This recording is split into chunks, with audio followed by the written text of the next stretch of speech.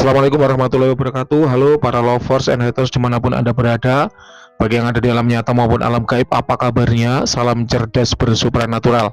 Ingat, dimanapun Anda membeli azimatnya, maka Mbak Wira sediakan edukasinya dan itu gratis. Oleh karenanya, tetap dukung channel Mbak Wira dengan klik tombol subscribe, like, dan komen, karena semua itu membuat Mbak Wira bahagia dan bersemangat untuk terus berbagi dan mengedukasi. Oke, kali ini ada sebuah terawangan ya yang masuk pada tanggal 12 Desember pada saat promo diskon 50% dan ada 22 yang masuk, ini nomor 4 ya. Kemudian baru bisa Mbak Wira layani hari ini 15 Desember 2022 jam 18.30 malam. Sebelum Mbak Wira sampaikan ya hasil terawangannya, Mbak Wira perlu ingatkan sekali lagi bahwa Mbak Wira tidak tahu di mana Anda membeli benda ini, harganya berapa, ataupun praktisi yang meritualkan siapa, sehingga apapun hasil terawangnya tidak ada unsur ingin menjatuhkan atau menjelekkan siapapun, karena Mbak Wira nggak tahu ini belinya di mana. Yang kedua, apapun hasil terawangnya tidak ada unsur ingin menjatuhkan suatu produk karena persaingan usaha, karena Mbak Wira tidak jualan liontin. Jelas ya? Kita kembali pada klien nomor 1795. Di sini ada sebuah liontin berwarna hijau tua ya. Ini ketika Mbak Wira cek dengan menggunakan metode vibrasi energi, Mbak Wira mendapatkan vibrasi energi yang padat dan menolak tapi dingin. Ini menarik ya. Kenapa kok energi Mbak Wira? Karena yang namanya benda bertuah itu adanya tuah pada benda tersebut karena berasal dari energi yang terkandung di dalamnya. Ya memang ada benda-benda bertuah yang tidak mengandung energi dan tidak mengandung khodam, tapi jumlahnya minoritas sekali. Oleh karenanya mayoritas ya, karena mayoritas benda bertuah itu ada energinya, maka energi dulu kita lihat. Nah, energi sendiri ada 3 macam. Yang pertama yaitu energi yang berasal dari alam semesta. Jadi energi alam yang membuatnya terisi energi, alam yang mengisinya dengan energi. Biasanya benda-benda seperti ini kemudian disebut dengan mustika. Apakah mustika lipan, butat kelapa, mustika merah delima, dan seterusnya. Karena ini adalah benda buatan manusia, memang sengaja dicetak oleh manusia, maka ini tidak mengandung energi alam. Yang kedua yaitu energi dari praktisi yang meritualkan. Untuk benda dari klien nomor 1795 ini baru tidak menemukan adanya energi dari manusia, tidak menemukan adanya energi dari praktisi yang meritualkan ya. Yang ketiga yaitu energi dari khodam. Nah, ini yang baru kita temukan, energinya sejuk, dingin, padat, dan menolak. Apa artinya? Itu bahasa rosoh, bahasa batin ya, yang kalau diterjemahkan ya, energi padat, dingin, dan menolak itu berarti dia punya tuah dalam hal proteksi, wasilah keselamatan, dan jaga diri. Kemudian Mbak Wira mendapat ilafat, mendapat firasat bahwa selain untuk proteksi, dia juga punya tuah untuk healing, penyembuhan ya. Ini menarik. Nah, energi kodamnya udah ketahuan nih. Lalu seperti apa wujud kodamnya? Maka Mbak Wira perlu menggunakan metode yang lain, namanya yaitu metode visualisasi. Apa itu? Yaitu suatu metode yang digunakan untuk menangkap tanda-tanda visual atau tanda-tanda kehadiran kodam atau tanda-tanda manifestasi dari suatu entitas gaib yang ada pada suatu benda bertuah. Mbak Wira mendapati sosok laki-laki ganteng, gagah tinggi, memakai baju coklat, kemudian memakai topi berbentuk kotak. Ingat, apapun penampakan, apapun penampilan, ataupun visualisasi yang Mbak Wira sampaikan, itu Mbak Wira tidak ngomongin bentuk, tidak ngomongin wujud. Kenapa? Karena yang namanya khodam adalah jin. Jin adalah makhluk ciptaan Tuhan yang pinter banget berubah bentuk menjadi apapun yang dia kehendaki.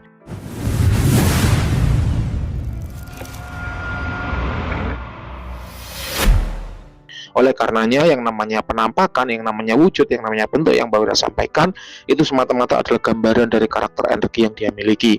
Laki-laki gagah tinggi besar memakai baju coklat dan topi kotak ya, berarti jenis kelaminnya adalah laki-laki.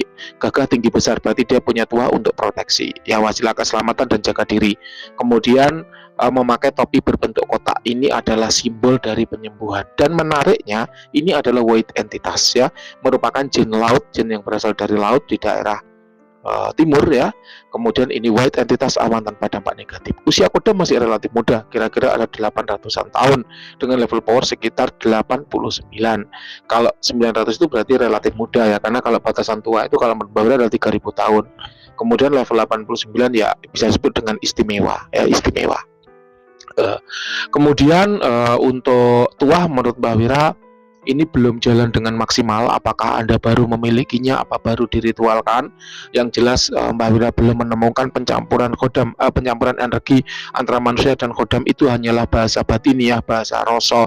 Anda tidak perlu menerjemahkan atau pusing-pusing memikirkannya. Yang jelas itu adalah sebuah tanda bahwa benda ini memang belum lama dimiliki ataupun penggunanya belum pintar dalam menggunakannya, sehingga tuanya bagus dan positif serta sudah aktif tapi jarang digunakan. Ya, nanti bener apa enggak silakan Anda yang klarifikasi ke Mbak Wira bahwa oh iya memang bener ini baru diritual Mbak, belum sempat dipakai dan seterusnya. Nah kemudian kalau untuk tuah ya tadi sudah proteksi penyembuhan ya. Kemudian ada tuah ini Mas ya. Pengasihannya tapi melalui kewibawaan ya. Kewibawaan itu membuat Anda disegani oleh orang lain, nampak dewasa, jantan dan maco ya. Memang kewibawaan itu arahnya sama kok dengan pengasihan, tapi kalau pengasihan itu membuat laki-laki itu lucu dan imut, kalau kewibawaan itu membuat laki-laki gagah dan berwibawa, seperti Pak SBY, kemudian Prabowo Subianto, Pak Soeharto. Itu adalah contoh dari tuah-tuah kewibawaan, membuat mereka gagah dan berwibawa ya. Presiden Soekarno itu juga gagah dan berwibawa. Nggak ada orang yang bilang Presiden Soekarno itu lucu dan imut, nggak ada. Mereka bilang Presiden Soekarno itu gagah dan berwibawa. Tapi pengasihannya jangan ditanya, lihat aja berapa jumlah istrinya, kan begitu. Kemudian kalau untuk perawatan, Mbak Wira merekomendasikan menggunakan dupa gaharu herbal cap Raja Umyang ya. Kenapa? Karena itu terbuat dari gaharu herbal ya. Dia sifatnya positif, energinya melimpah, bagus untuk merecovery energi dari benda-benda bertuah. Ya, ada diskon 50% di Shopee dan Tokopedia, dari 150.000 tinggal 75.000 saja. Nanti untuk linknya akan tertera di bawah. Kemudian teman-teman di kolom deskripsi tidak hanya ada link Shopee dan Tokopedia, melainkan juga ada link untuk join ya di komunitas Padepokan Sengkelat. Ada beberapa benefit yang didapatkan. Yang pertama yaitu sering ijazahan ilmu ya, dan itu gratis. Untuk ijazahan ilmu, karena memang tidak bisa tiap hari Mbak Wira bagikan, kan nanti akan menjadi spam chat, maka 1 bulan sekali ya, 1 bulan sekali. Kemudian kalau untuk promo disimak aja, kalau promo insya Allah lebih sering daripada pembagian ilmu yang hanya sebulan sekali. Ya bukan hanya ya, sebulan sekali itu juga udah bagus loh, karena belum tentu Anda mentirakati semua ilmu yang diijazahkan dalam waktu sebulan kayak gitu. Kemudian untuk teman-teman yang sudah masuk join kemudian kok sepi Mbak, nggak ada chat, ya itu karena semata-mata kesibukan Mbak Wira ya. Jadi Mbak Wira memang tidak bisa chat setiap hari, kadang kalau chat ya sedikit gitu aja, yang penting berbobot, berisi dan bermanfaat ya. Anda memang tidak bisa banyak berkomentar, chat, guyon, bercanda, nggak bisa, karena memang Mbak Wira menjaga agar grup tetap tenang.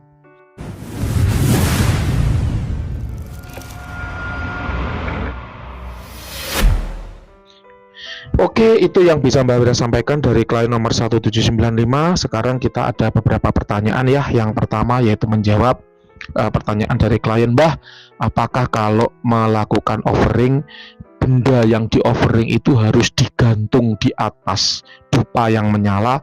Jawabannya tidak. Kalau bendanya itu Anda gantung di atas dupa yang menyala, maka panas dari dupa yang dibakar itu akan merusak bendanya. Misalnya tembang liring yang terbuat dari kulit itu seringkali menghitam atau melingking. Tahu ya melingking ya? Melingking itu kayak mengkerut gitu, kemudian rusak. Eman-eman atau sayang kalau bendanya rusak. Dikhawatirkan ketika bendanya rusak, kemudian tuahnya jadi berubah ya, kayak gitu. Apakah harus ditaruh di dekatnya, Mbah? Kalau memang bendanya memungkinkan untuk ditaruh di dekatnya, boleh ditaruh di dekatnya. Tapi kalau bendanya tidak memungkinkan untuk ditaruh di dekatnya, ya boleh tidak ditaruh di dekatnya. Ketika Anda membakarkan kan sudah disertai niat. Saya membakarkan dupa ini sebagai hadiah untuk kodam saya yang bernama XYZ. Maka ya sudah, kodam akan paham bahwa Anda membakarkan itu untuk mereka. Sesimpel itu. Bendanya boleh ditaruh di sebelahnya, juga boleh juga tidak masalah. Dan dupa gaharu herbal cap Raja Umyang itu bagusnya itu dibakar di ruang terbuka, jadi bukan di dalam kamar. Kenapa? Karena dia akan memvibrasi energi dari alam semesta untuk membantu hajat Anda. Nah ini yang tidak banyak Mbak Wira buka ya. Oke, pertanyaan kedua dari Kuntilanak Imut ya. Pertanyaannya adalah, Mbah mau bertanya, jika minyaknya habis, jadi apabila ada suatu minyak berkodam, apabila minyaknya habis, apakah kodamnya akan pergi atau tidak? Jawabannya bergantung pada metode yang digunakan untuk meritualkan seperti apa. Ada kodam-kodam yang pergi setelah minyaknya habis. Ada juga kodamnya yang tidak pergi setelah minyaknya habis. Jadi bergantung dari metode apa yang dipakai. Ada juga begini, induk minyaknya atau biang minyaknya berkodam. Tapi ketika dituang ke botol-botol kecil, kodamnya nggak pindah, hanya energinya saja, sehingga tetap bertuah, tapi basisnya adalah basis energi. Itu juga bisa. Jadi pertanyaan dari kuntilanak imut, Mbah mau bertanya jika minyaknya habis apakah kodamnya pergi atau tidak, maka jawabannya bergantung dari metode konjurasi, metode peritualan yang digunakan oleh si praktisi tersebut. Ada yang pergi, ada yang kodamnya tidak pergi. Jadi kalau kodamnya tidak pergi, dia stay di mana, Mbah? Biasanya mengikuti si pemilik minyak. Biasanya kayak gitu ya. Pertanyaan kedua, Mbah, gimana caranya membedakan demon sama jin yang dark entitas? Apakah semua dark entitas adalah demon atau tidak? Jawabannya tidak. Tidak semua dark entitas adalah demon. Tapi kalau kita bicara demon, itu sudah pasti dark entitas. Demon itu banyak definisinya. Bergantung Anda bertanya pada praktisi mana. Kenapa? Karena belum ada buku yang membakukan definisi dari demon itu seperti apa. Beberapa praktisi mengatakan demon itu bukanlah entitas atau jenis. Demon itu adalah skala. Jadi ketika suatu khodam atau suatu jin yang dark entitas itu mencapai level tertentu, kita seragamkan aja atau kita sebut saja levelnya itu udah level mengerikan, maka kemudian dia bisa disebut dengan demon. Sama seperti danyangan. Danyangan itu bukan entitas, danyangan itu jabatan. Ketika suatu kodam itu menguasai wilayah tertentu, maka disebut dengan dayangan. Nah, ada beberapa praktisi yang menyebut demon dengan apabila suatu jin atau kodam itu mencapai level tertentu yang kita sebut dengan ngeri, maka dia disebut dengan demon. Ada yang mendefinisikan seperti itu. Ada lagi praktisi lain yang mendefinisikan demon itu ya jenisnya ada 72. Yang kuncinya ada pada 72 demon Goetia ya, Laser Key of Solomon. Itu baru disebut dengan demon, gitu juga ada.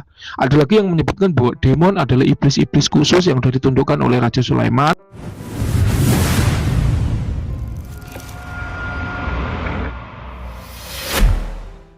Yang mana karena mereka dikunci di bawah singgasananya Nabi Sulaiman, gitu kan, bersama dengan kitab-kitab lain, kitab-kitab sihir bangsa Babilonia yang lain, yang mana kitab itu memang tidak bisa dimusnahkan. Kitabnya itu dibakar nggak mempan, dibasahi juga nggak hancur, dirobek-robek utuh kembali, sehingga akhirnya sama Nabi Sulaiman itu dikunci di bawah singgasananya, dipendem di bawah singgasananya. Dan dengar-dengar ada juga teori yang mengatakan bahwa singgasana Nabi Sulaiman itu sekarang dibangun tembok ratapan, sehingga ada juga berita atau isu yang mengatakan bahwa barang siapa menguasai tembok ratapan, maka dia akan bisa menguasai dunia. Kenapa? Karena di bawahnya terdapat kitab-kitab sihir yang luar biasa. Nah, kita kembali ke demon. Karena demon itu dikunci di bawah singgasana Nabi Sulaiman, oleh karenanya manusia zaman sekarang ketika ingin memiliki demon tidak bisa memiliki individunya, tidak bisa memiliki entitasnya, melainkan hanya mengakses energinya melalui sigil. Ya, hanya bisa mengakses energinya melalui sigil. Nah, ketika sigil itu diaktifkan, energinya mengalir, maka tuah dari energi itu bisa didapatkan. Sebagaimana yang Mbak Wira sampaikan bahwa benda itu bertuah tidak hanya karena ada khodamnya, melainkan mungkin hanya sifatnya energi saja. Dan banyak kok benda-benda bertuah yang berbasis energi. Nah, salah satu contohnya adalah kalau dalam dunia hitam, dunia dark entitas, itu demon ini. Nah, demon itu pasti punya penjaga, sigil, pasti punya dayang-dayang. Ketika portal demon itu diterawang, seringkali yang terlihat hanyalah penjaganya saja atau dayang-dayangnya saja. Seperti lilit, ada yang namanya dayang-dayang lilit. Gitu ya, ketika terang yang kelihatan dayang-dayang lilit, bukan lilitnya, kayak gitu. Jadi kalau Anda bertanya apakah dark entitas pasti demon, tidak. Apakah demon pasti dark entitas? Ya, gitu ya. Semoga membantu, tidak perlu bermain demon ya. Banyak banget ya dampak negatif, dampak keburukan yang dibawa oleh demon. Salah satunya adalah membuat penggunanya menjadi idiot atau gangguan mental lainnya. Mending lebih baik tidak usah mainan demon, kita mainan yang positif-positif aja, kayak gitu. Pendamping belum tentu membantu, tapi kalau membantu seringkali dia juga mendampingi. Itulah kenapa bangsa Aun, bangsa penolong, bangsa pembantu itu seringkali dijadikan sebagai kodam, pendamping manusia, kayak gitu. Oke, sekian yang bisa Mbak Wira sampaikan dari pertanyaan-pertanyaan yang sudah muncul di kolom komentar. Terima kasih. Apabila ada yang kurang jelas, boleh Anda ketikkan aja di kolom komentar, nanti akan Mbak Wira bahas, akan Mbak Wira jawab dengan menggunakan konten. Terima kasih, selamat malam.